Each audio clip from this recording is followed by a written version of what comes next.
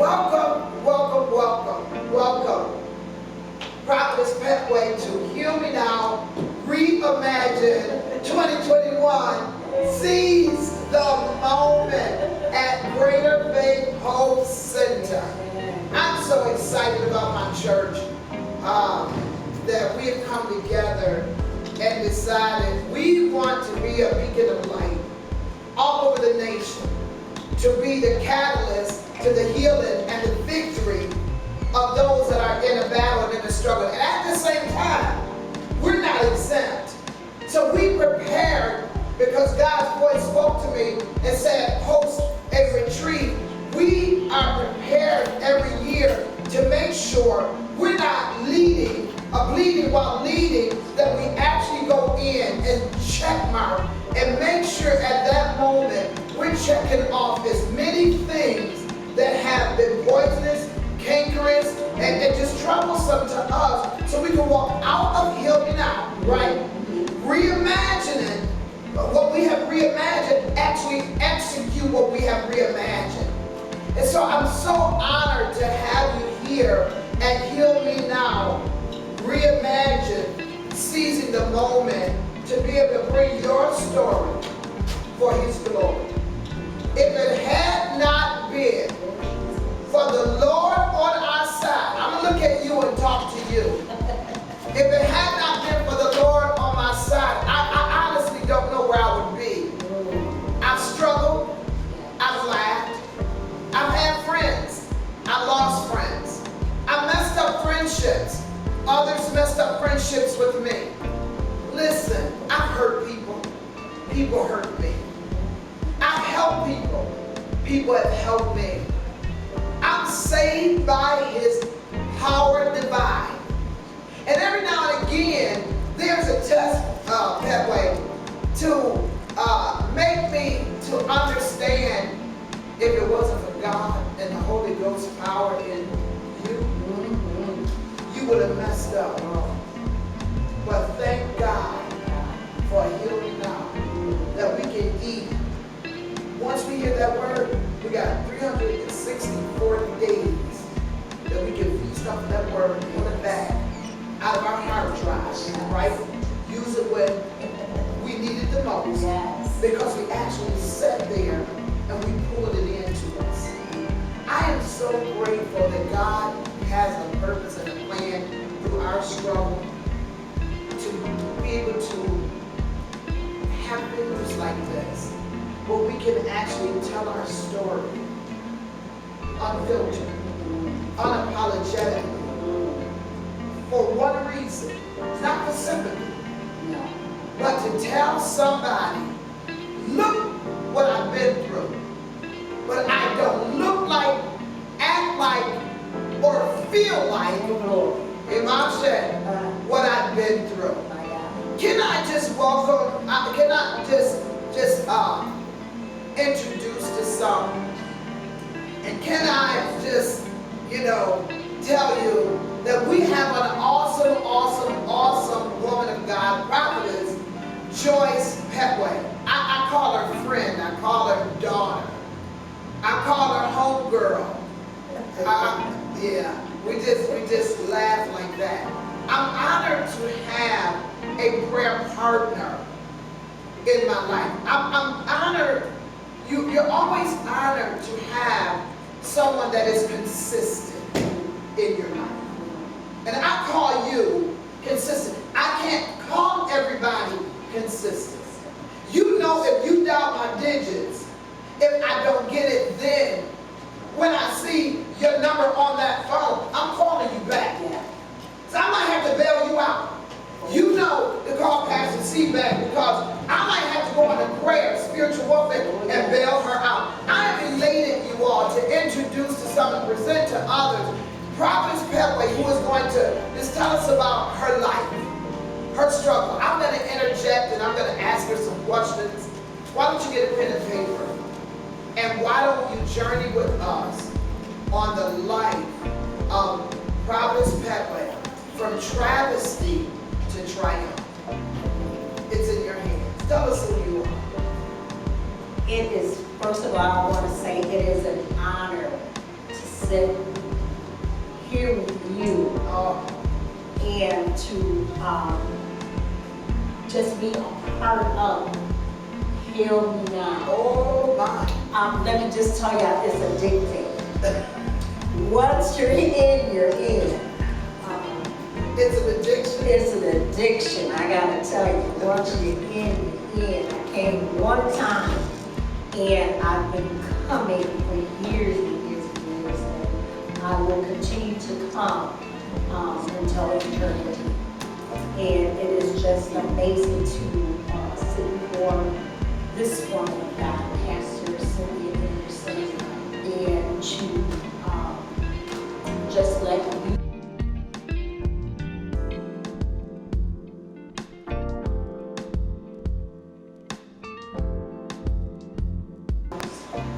smiles, tears, the journey, but also, yes, but also the triumph of victory. I am a mom of 3.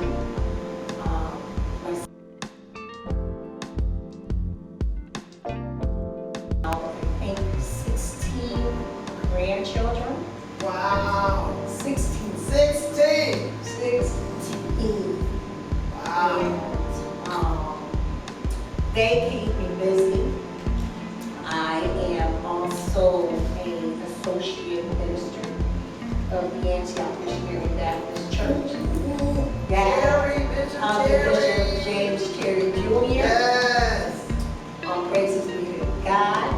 I have a ministry called the Rockets Room. Oh my, powerful too. And I do a lot of evangelizing and outreach and connected to this awesome person. A lot of community work. We be on the scene, On the right? scene. Yes. On the scene. And pretty much I'm a simple person, but I'm a for real person, and I love Jesus. For God I live, and for God I die. My God. So it is just amazing to Wow. Wow. It is an awesome, humble honor to have you here. It is. You know my saying is for real, for real. oh, yeah. How many children you have? I have 3. I have 3. Birth 4, All right. but I have And then you said 16 grands? 6. Oh my. Oh my. Don't look at me. God knows you. What you've been through. But 16. That is good. So tell us about where God has brought you from. Introduce us into what your journey, where it brought you to that place that haunted your life. What broke you to get you to this place? I want to begin, and I'm just going to, if you would just go with me briefly, as a young girl growing up, I came from an abusive home, abusive violence, domestic violence, and I watched my mom go through that. And definitely when you see your parents, then that also make you a victim of abuse and domestic violence. But I knew that there was, I was a special kind of girl, and I knew that there was a call on my life. And as those who run from it, I ran for several years until I couldn't run anymore. But on my journey being called and being convicted to answer the call of God, I experienced tragedy in my life with the death of a child, with the death of my son. It was my only son. And during that time, I was a preacher's kid. And you know what they say about preacher's kids? So the first children around. That ain't true. No. And so I was always church. You know, Sunday school, Bible study, BTU, late night, do it all again, Sundays, just church, church, church. So that was my foundation. But when tragedy hit my life, I took a turn for the worst.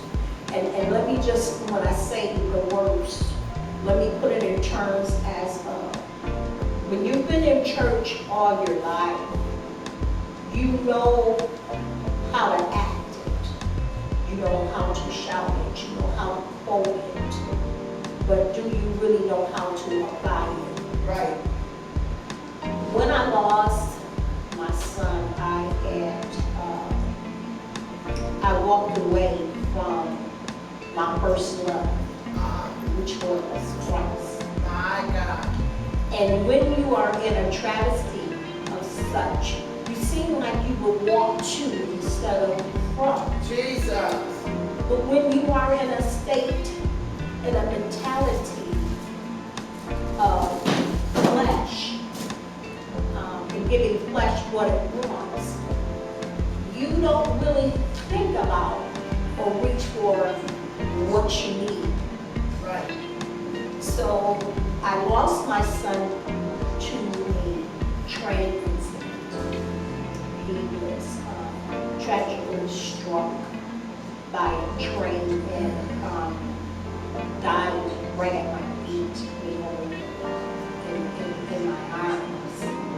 And at the same time, I had an 8-year-old daughter that was with me that experienced seeing the whole thing. Now, a lot of people would say, well, you know, did you get counseling? Did you go to counseling? And I did not. Knowing the type of person and the background that I came from, knowing that even though I didn't turn to God at that moment, there was still God in me. And I believe my faith that if God saw and knew what happened, and if I turned to Him, Thank you, Jesus. I knew in the end that I would triumph. It was a long journey. It was a hard journey. In this travesty, I turned to, and I thank God that I can talk about this when I couldn't talk about it almost 39 years ago. I turned to drugs. Right. And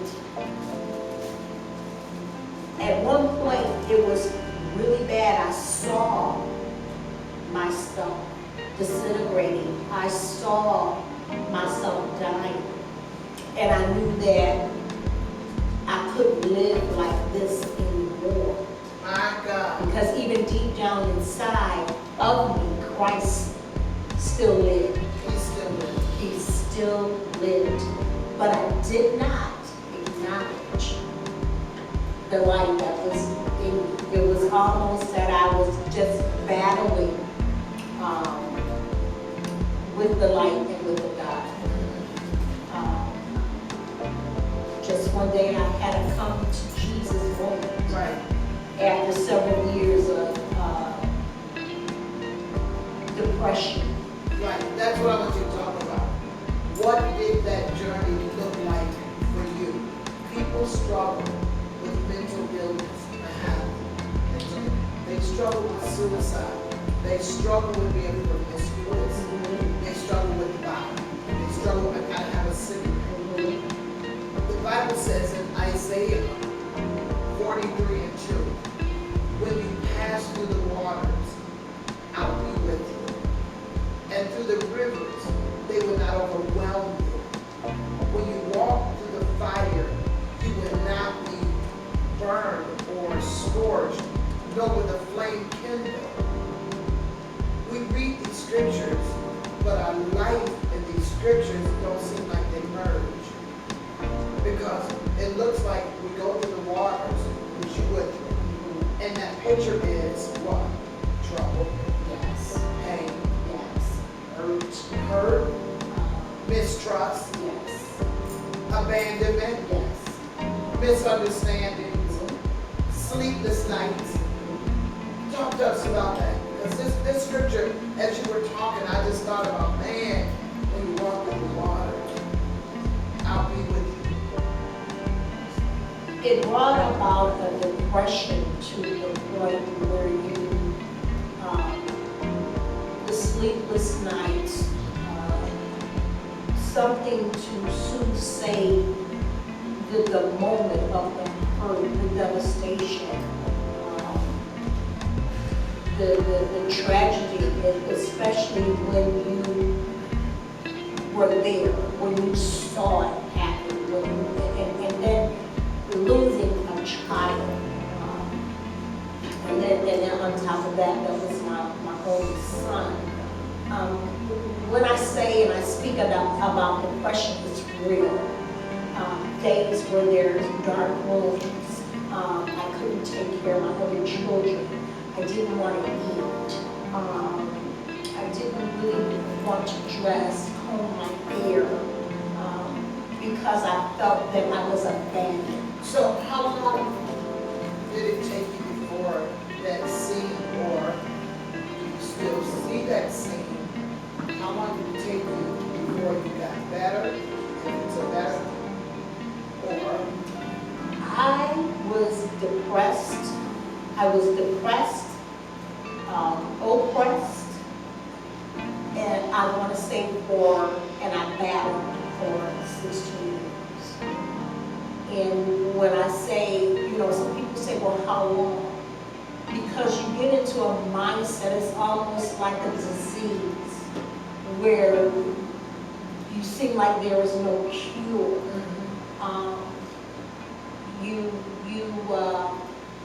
You don't, at the moment, have an answer, but the answer has always been before you. Right. It's acknowledging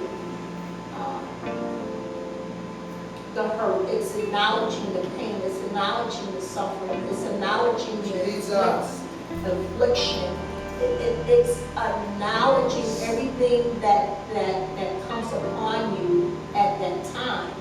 But because of the light that was in me, I knew, I saw myself dying. And I just fell to my knees and I said, Lord, if you would just deliver me. Like the answer you're done. Deliver me. Deliver me. Just All I deliver me. seem to do is Hurt hurt me. Yes. Hurt me. Yes, That's true. it is. And I said it because I was from My God. for 16 years. It was just almost like the man at the pool of Bethesda. Yeah. Every time you had an opportunity to get well, I didn't want it. I didn't want it. I wanted what I thought that was a feel-good moment was when I turned to the streets. Because I thought the streets loved me Jesus. more than my God loved me.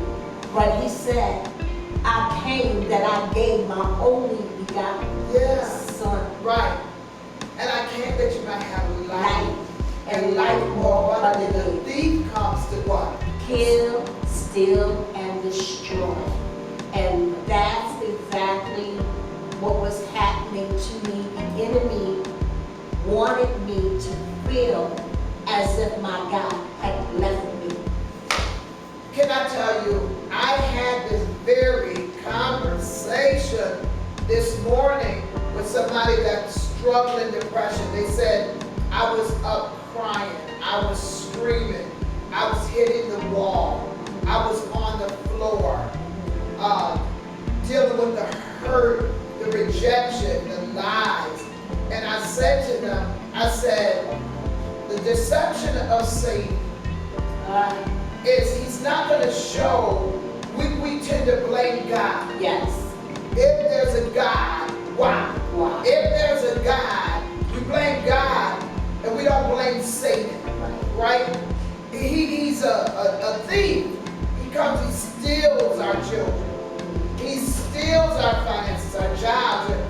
said to them, I said, listen, the enemy tries to block. It's him doing this. He puts a wall, He puts a wall, a barrier, and a picture that looks so perfect that this is simply the doings of God. That's how he steals, kills, and destroys, because you don't see him. So then what? When he speaks and says, go to the club, don't go to church. Go to the party, don't go. Go get that liquor. Go get that cigarette. Go get that, you get that high. It look like it's the provision that's the right thing, because he's blocked you from when you go through the water, I'll be with you. With fire, you will not be scorched, right? It won't come over, the waters won't come over you. I'll never abandon you. I'll be with you in trouble. The Lord is my shepherd, I shall not want. He maketh me to lie down in green pastures. And I told him, I said, the reason you get trapped in that is because you become angry with God. Yes. Because the enemy, he does his thing and then he backs up. And he knows your relationship with God. He knows your trust and your confidence is in God. So he backs up, he throws a blow at you. And then he back up like he didn't do it, like an arsonist. Right? And so the only person, oh my, the only person you can see to blame is your God. Yes, and I was angry with God. Oh, I've been there. Because he took my only son. But can I tell you, my son didn't belong to me. He belonged to God. And I was angry. I was angry. Can you share with your audience what it was like? Why? Because they're saying, all right, people lose children every day. Get over it. You know, people tell you, all right, he's better off with God. And all these cliches they give you. Can you paint a picture to somebody out there that lost their son to these homicides that's lurking all over the nation? Can you tell them what it was like? What was it that made you angry with God? Hurt is one thing, but then you turn around, no God, this is not, no, there's no explanation why you didn't hold this back. Stop this. It's almost like if someone has taken your prized possession, that it came unexpectedly. Right. One. What were you doing? During When it happened? What were you doing that day? What were you doing that moment? that day, I can recall in that moment, and this happened. Let me just paint the picture. At that time, I had not answered the call in my life. I was not a minister. I was not an evangelist. I was not a prophet of God. But the call was on my life. Yeah, I get it. And God knew it was He there. planted a seed in you that was undeniable. And I knew the seed was there, but I denied the seed because I wanted what I wanted because of the enemy. You know, when you're doing something and you like it, it feels good, you keep doing it until you realize that it's no longer good for you. It makes you sick. Right. So, when this happened to me, and my son was taken from me, and I was devastated with God. How could you allow this? How could you let this happen to, my one and only son?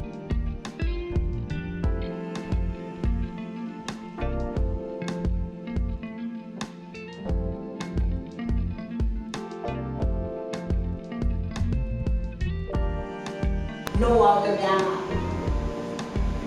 before me. And when you put your children, when you put anything around you that you figure a worth to you above God, He's the very one. Bring us to that day. I was at home. My son was at a recreation.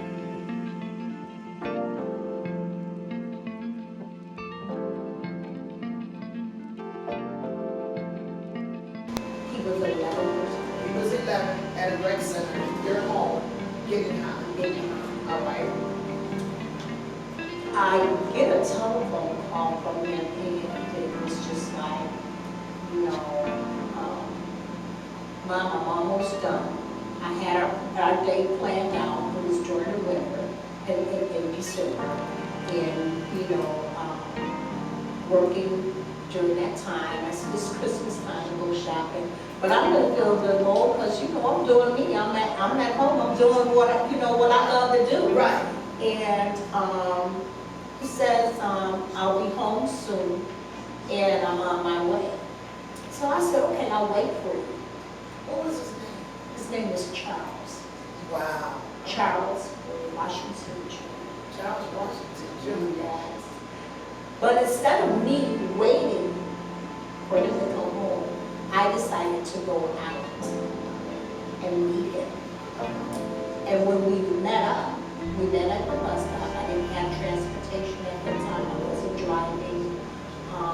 And public transportation was the only way that we got around my family. So, my younger daughter in the room, mind you, I'm in another room and I'm doing me, my other daughter, she's out watching cartoons or whatever, you know, and we leave. So when my son gets there, we're waiting, we're going shopping, and he walked from Clinton Avenue at that time, what we call Cleveland, up by number 22 Street. Yeah. And during that time, it was Skip's Market and all of that over there. And just is over there. yes. And it was like, Mom, my face, you know, is getting cold. Yeah, you know, I'm like, okay, well, the bus should be coming soon, blah, blah, blah, blah, you know, and it's like, well, Mom, I'm so cold. So my mother lived not too far, because if you're walking that way, the public market was there. Right. So, we don't have far to go, let's walk. So we're walking, we're enjoying each other, and my son goes, well, you know, there's a shortcut. So I'm like, okay, well, where's your shortcut? He says, you know, we'll go, we'll cut through, you know, the field over there, where now it's Freddie Thomas, where it was just totally blank to the public market. So we're walking across these railroad tracks, and he goes, you know, the shortcut's here. I'm like, where's the shortcut? It was right across the tracks. I'm like, okay, well, you know, we're walking, you know, on the sidewalk. You know how you walk on the sidewalk, across the railroad track, and you're on the sidewalk. He goes, no, it's this way. I go, well, which way? He says, we gotta cross the railroad track. It's like, boy, I'm not crossing the tracks. Are you crazy? And he was just like, Mom, come on. I mean, we're right there at Grandma's house. Like, why am I crossing the tracks? And it was like the third time he said, Mom, please. And it was like a cry, like something was calling me to call me, to convince me that you would. My God. But remember the state that I'm in. Right. Yeah. Even though I'm not giving in. Right. Okay, I'm giving in. Me not thinking, how does my son know how to do this? Because he might have done this before. Yes. It's beaten back. Yes. So I give in. We go across the first track. Oh, this is right here. No track, no nothing. We go across the next one. No train, no nothing. So we make it safe. Wow. As we walk, and we're walking close to the fence. You know how you can hear a train? Right. The blow of the whistle, the sound. The sound. Yeah. Can I tell you, it came like deep in the night. Wow. My son had to be maybe a few feet above me, and my other daughter was right next to me. My son was nowhere close to the tracks. We were walking close to the fence. He got sucked in by the pressure Oh God. of Pressure. of the train. Jesus. And it sideswiped him. And it took his life and threw him at my feet. My God. My God. And I was calm, you know, I was, you know, even though the state that I was in, still I knew that there was trainings and things that I took, you know, what you're supposed to do for a person when they're in shock, blah, Right, blah, right. blah, blah, blah. I left my 8-year-old with my son. I ran under the bridge on, what is it? It's called now. Like near Lewis, on the other side of Zion, Union. All right, you. Yeah. And I went under the bridge. I was breathing so hard and heavy Uh-huh. that I looked like I was a drug prostitute in the street, Wow. crying for help. Yeah. Everybody drove by me, they wouldn't stop. But I was in distress, calling for help. My God. My God. This one gentleman, and today I don't know even who he is, and if he still is, stopped and said, "Ma'am, what's wrong?" I said, "My son is just here." And he asked me where, and I pointed where. And he said, "Go back to him, and I'll send for help." Jesus. So on my way back going to him, my 8-year-old was running from him. Uh-huh. So I'm like, "Why did you leave him? Why did you leave him?" She said, "But now he's there." He's My there. God. My God. But I say all of that to get to where I am. I blamed myself. I blamed God. I blamed myself. But when I had an encounter Jesus. because of the light in me, Yes. I fell to my knees and I said, "God, if you Oh, will my. just deliver me, My God. I'll never turn back. I'll never turn At back." that moment, your testimony brings to life reimagine. Yes, You were in a place, it took you to a desert, a wilderness, yes, cancerous place yes, that was eating you alive. yes. But in the midst of it, when you start talking to God, you started talking to Him only because you knew He could make your picture bright. He could put some colors on that canvas that would take you to a place called here, Here, where you could meet me. yes, We go out in the community and work together. yes. We can, laugh and play base 10. If you were going to give a line to somebody that experienced your story, what would you tell them? Healing looks like. That healing looks like. Joy, peace, the love of God. And healing, knowing that everything that I went through, God allowed for my purpose so that He could be glorified, to let me know, no matter what it looks like, no matter what you go through, no matter what you experience, Jesus. no matter where life takes you, even if it's to your lowest point, I am there. Lo, Your I shield am there with And you. your buckler. I am there. During everything that I went through, He was there. When I was getting high, He was there. Uh-huh. When I was walking in the streets looking, He was there. Yes, there. When I was conversating with my son, He was there. When you were trying to seize a moment, and it looked like that moment was getting away from you because those flashbacks of what you endured, you were trying to seize those moments, but every now and again your head would come above water and say, but He was there, but He's here.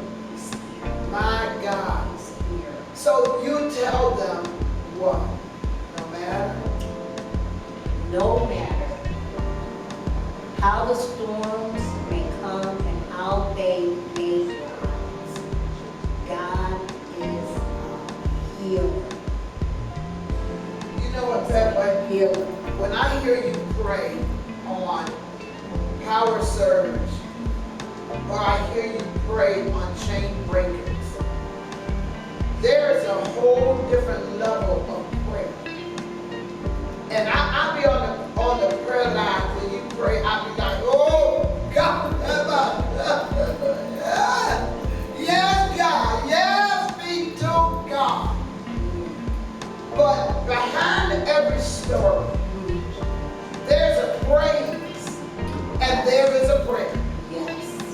Because you know what you've endured, you know the emotion of it, you know the embryo of it, Yes. you know what it means to come out of the cellar. Yes. And some people get stuck and trapped in the cellar and they can never come out. They can never get to that place where they reimagine, look, this is not who I am. This struggle came, but it came, as Evangelist Matthew said, it came to what? As. Yes. It came to me. The enemy meant it to harm me, but God is turning it around, and it's got to work in my favor. Only because God had a purpose for my life. And when God has a purpose for your life, there is no demon in hell that can rob you of what God has designed and destined for you to have. I am so grateful to be connected to you. Thank you everyone for tuning in and listening. It's good to be connected with people that, they're goody two-shoes. They've never been through anything. But I find myself feeling more in position and in place with people that have a story behind their praise. I can connect with somebody that lost their house to foreclosure, lost their marriage, still praising and honoring and worshiping God. You know what I'm saying? And they saying, I'm still on the battlefield. Been through this, I've been through that. But I'm still yet holding on. I like to be with people that have a story. I tried a business and it failed. And I tried again and it failed. I like to be around people because we overcome by the word of our testimony, by the blood of the Lamb. And if you don't have a testimony, I can't connect with you. I can connect and socialize with you. And I think all relationships are beneficial, but it depends on the level that you have a person on. I am more drawn to people that have been molested. Not because, all right, we can all sympathize with each other.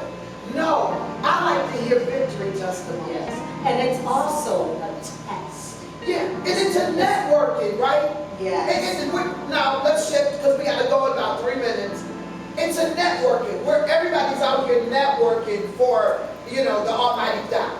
And I'm not knocking it because I'm out here too. I'm out here with t-shirts and mugs and caps and all of that. But there is a networking of people that are evangelizers that will go out in the grassroots of a thing, that will go out and pull somebody out of the guttermost. So I like this networking because that's where conferences are built.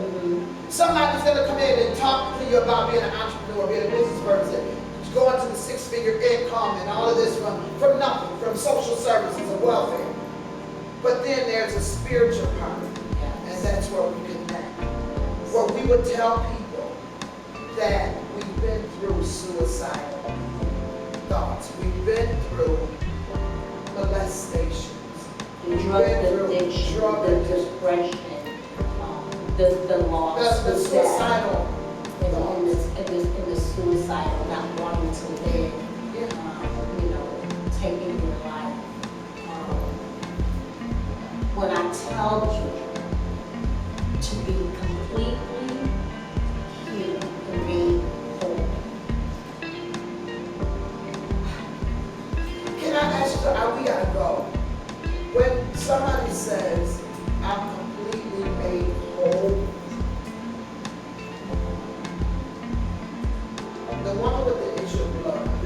go to one of my wives. She had a condition that was healed because she was hemorrhaging. It didn't mean she didn't bleed. Oh, come on. Because for a woman, that's your woman. Yes. That you have to shed that blood on. Yes. That's what makes you healthy. But her condition was that it never stopped. That the weeks that it's supposed to be that phase where it stops, it was consistent. What Jesus did was stop that consistency, brought her to that place of normalcy.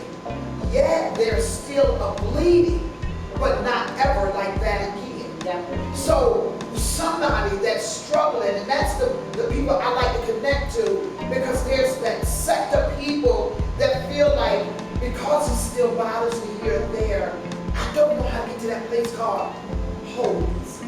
There are bumps in the road. Yes. There are potholes in life. Yes. There are flashbacks in life. Oh, come on. But what we want to tell you is in that Bible, 66 books. Yes. Oh God. Yes. Somewhere there is a story that will bring you glory. That'll bring you So glory. all we're doing at Heal Me Now is pointing you to the Word. You go to the Amplified, Yes. you go to the NIV, Yeah. you go to the Message Bible, you go to the Passion Translation, you get a Kitty Bible, you go get the Bible that's a Bible for dummies. It's there. And it will give you an explanation of how to come out and connect with people. Don't be afraid to tell your story. And this is what I want to say to you. Pettway did not cry telling her story. It doesn't make her better than you if you have to cry while you're telling your story. It's not that I didn't want to cry, Right? but it's because of the blood of Jesus. I'm more than a conqueror. Yeah. And I know where my strength is. So the reason I say that, Pettway, is because when people cry telling their story, you get the petty deniers, you get the haters, right? And they tell you, you shouldn't be up there telling your story till you get healed. The Bible says, light will not precept upon precept, here is there. Yes. We overcome. We overcome means it's progressive, right? It doesn't mean, I don't want anybody listening and you feel like I can't tell my story because I cry and people judge me. Somebody in that room is delivered at the level at which you can deliver your story, and they're not judgmental because they need you, they're gleaning from you. Yes. And so the person that judge you, they don't need you, but that doesn't mean that your story should die. That's it. I want to tell you in the conclusion, whatever you do, detox. Tell your story. Because, I've told my story to people that never said, as my story, until later. But I gave it from a place of, I just got to give you the story. And sometimes I gave that ugly cry. But by any means necessary, I was willing to get my story out to help you. It has been such a pleasure to talk to you. Rebuild, my God, to help you to reimagine and rebuild your life. Get up and start all over again and rebuild. I love you all so very much. God bless you. Heaven smile upon you is my